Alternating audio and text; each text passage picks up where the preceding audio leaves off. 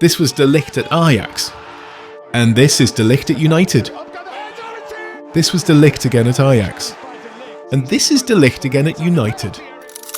When Manchester United signed Matthijs de Ligt from Bayern in August 2024 for £43 million, doubts arose over not just his fitness, but even his footballing ability. After all, the Bundesliga giants would rarely let a top talent entering their peak age slip out of their grasp so easily. When you're bringing in players for £40–50 million, okay, just because he's played for him 3 or 4 years ago. Juventus got rid of him, he wasn't good enough at Juventus, he's obviously not been good enough for Bayern Munich. And he's coming to us as almost like a second-rate defender now. However, following a mixed debut campaign at Old Trafford, De Ligt has quietly emerged as one of United's most important players under Ruben Amorim this season, playing with newfound confidence and quality that is clearly influencing the team's results. So, what makes De Ligt so good? And why is he, now more than ever in his time at Old Trafford, becoming crucial to this United side? De Ligt's signing last summer was widely regarded as a game-changing addition for United, yet it wasn't without its fair share of question marks. For one, the then 24-year-old had changed clubs more frequently than Bonnie Blue's body count, raising doubts about his suitability and whether he had peaked too early in his career. Having captained Ajax at just 18, bro, what were you doing at 18? De Ligt was tipped to become one of the game's finest defenders, especially after making history in 2018 as the first defender to win the Golden Boy Award, the trophy awarded to the best under-21 player. To contextualise just how impressive this was, he triumphed over finalists like Vinny Jr., who probably cried his arse off then as well, Phil Foden and Trent Alexander-Arnold in a category that has traditionally favoured attacking players. This came even before his starring role in a young Ajax side's remarkable Champions League run, where they famously reached the semi-final in 2019 and made even Onana look like Edwin van der Sar. As his market value skyrocketed, a move to Juventus followed for the defender, and with the world at his feet, Bayern Munich soon came calling in 2022. However, despite a healthy trophy haul during these two spells, the pace of his early development began to slow, and he increasingly started showing signs of injury proneness, every footballer's worst nightmare. Still, by the summer of 2024, there were fervent calls from Bayern's fanbase for him to stay at the club. But United's interest in him, coupled with his hefty wages, which, if freed up, could pave the way for contract extensions for other key players, ultimately led Bayern to sanction his move to Old Trafford.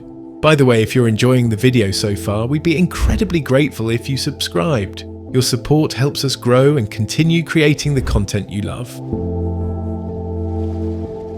Despite some strong performances, De Ligt experienced a fair share of unconvincing moments during his first season in England, particularly when compared to teammate Noussair Mazraoui, who joined Old Trafford from the same team at the same time.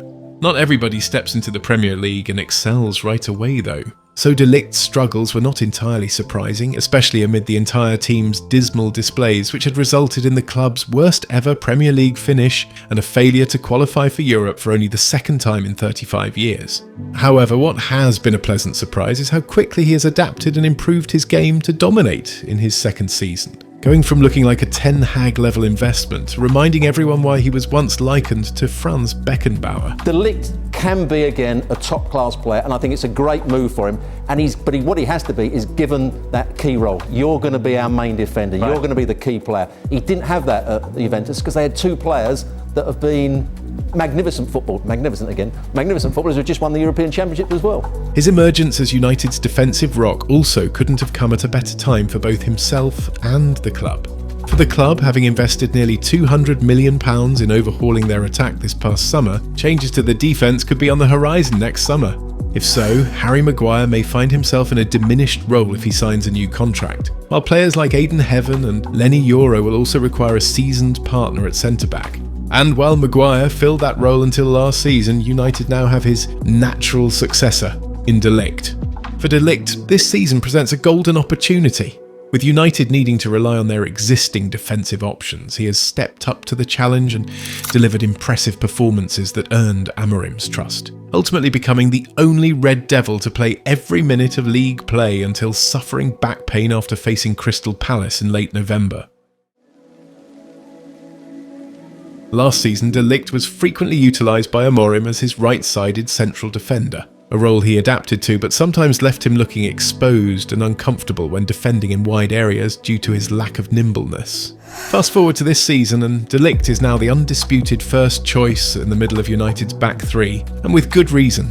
His new role allows him to cover shorter distances and face fewer tricky one-on-ones, instead enabling him to be more physically dominant and prioritise guarding his penalty box with more protection than even a condom at a bachelor party.